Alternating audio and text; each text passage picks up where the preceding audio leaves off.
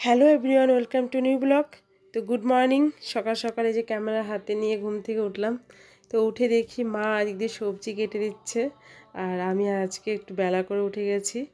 আর উঠে ফ্রেশ ট্রেশ হয়ে এদিক দিয়ে খাওয়া দাওয়ার শুরু করে দিয়েছি, সকালের ব্রেকফাস্ট। আর দই, কলা, মুড়ি আমার না খুব খেতে ভালো লাগে, তো রোজ মা দই করে রাখে আর আমি ভীষণ ভালোবাসি, তো দই টই খাওয়া হয়ে গেছে।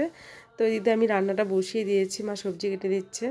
তো যাই হোক, আমি মাছের ঝোল করব, আর দিদি ঝিঙে আলু দিয়ে একটা চচ্চড়ির মতো করব, আর ওপাশে ভাতটাও হয়ে গেছে। তো সব কিছু মিলে আমি একটা ব্লগ বানাচ্ছি, পুরো ব্লগটা দেখো স্কিপ না করে। আর এই যে এদিক দিয়ে মা টমেটো দিয়ে চাটনি খাবে, আর এখন প্রচুর গরম পড়েছে, তো এই চাটনি ডাল এসব ছাড়া আর কিছু খেতে ইচ্ছা করে না। তো মা অ্যাকচুয়ালি নিরামিষ খায়, মাছ টাছ কিছুই খায় না। তো মার জন্য নিরামিষ বলতে কি সেরকম নিরামিষ না, মাছের ইয়েতেই খাবে। তো নিরামিষ এটা, মাছ টাছ খেতে পছন্দ করে না।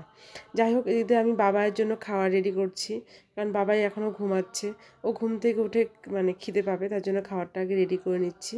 আর এই পাশে মাছের ঝোলটা ফুটে গেছে, আমি মাছগুলো দিয়ে দিচ্ছি। পুচকু ছোটো থাকলে সব দিক দিয়েই সামলাতে হয়, এদিক দিয়ে রান্নাঘরেটা কমই সামলাই আমি, মাই সামলায়। আর দেখো তরকারি ঝোল, মাছের ঝোলটা হয়ে গেছে, আর আমি দিক দিয়ে একটুখানি ঝিঙে ছিল চচ্চড়ি মতো করবো। আর তিতা কলাতে একটু লবণ মাখিয়ে নিচ্ছি। দেখো মাছের ঝোলটা হয়ে গেছে, কত সুন্দর কালার এসেছে, খেতে হবে যে কেমন জানি না। আর এই যে সারাটা দিন গেল পুচকুকে নিয়ে, এবার বিকেলে একটু বের হলাম, দেখি যে আমাদের লেবু গাছে প্রচুর লেবু হয়েছে। তো ভিডিওটা কেমন লেগেছে